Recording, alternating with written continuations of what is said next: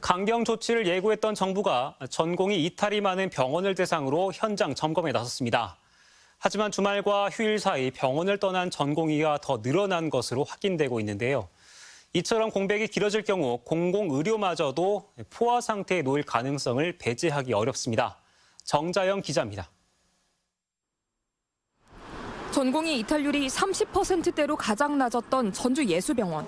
그런데 주말 사이 전체 전공의 중 90% 이상인 75명이 사직 의사를 밝힌 채 단체로 병원을 떠났습니다. 파업 기간 타 병원에 비해 진료와 수술이 비교적 차질 없이 이뤄져 환자들의 발길이 이어졌지만 이제 남은 전공의는 단 6명입니다. 사람들이 다 일로 몰려왔나 봐요. 왜요? 엄청 사람이 많았어요. 말년차 전공의 일부가 복귀했던 전북대병원. 모두 2월 말을 기점으로 수련 계약이 종료된 터라 사실상 전공의들이 병원으로 돌아오지 않은 것과 다름없습니다. 진료 공백도 현실이 됐습니다. 원광대 병원의 경우 초진을 볼 전공의가 없다는 이유로 정형외과 등에서는 아예 초진 환자를 받지 않고 있습니다. 병원에 아예 처음 오시는 초진분들은 이제 못하고 있는 거거든요. 전공의가 없는 관계로 초진은 지금 진료를 못 보고 있는 과들이 있거든요. 몇몇 과들이요. 전북자치도가 내놓은 해법은 공공의료원을 중심으로 한 비상진료 체계.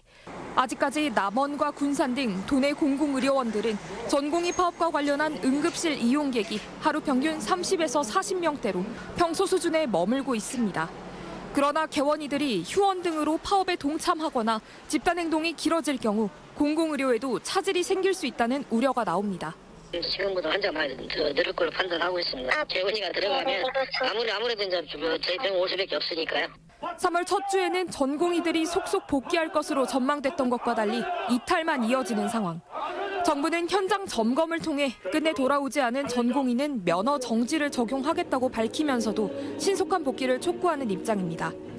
아직 복귀하지 않은 전공의 여러분들은 지금이라도 빨리 환자 곁으로 돌아오는 현명한 선택을 당부드립니다. 한편 내년도 의과대학 학생 증원 수요 신청 마감을 앞두고 전북대와 원광대 의대생들이 의대 증원 신청을 반대하는 입장문을 발표한 가운데 두 학교 모두 정부에 증원을 신청할 예정이라고 밝혔습니다. MBC 뉴스 정자영입니다.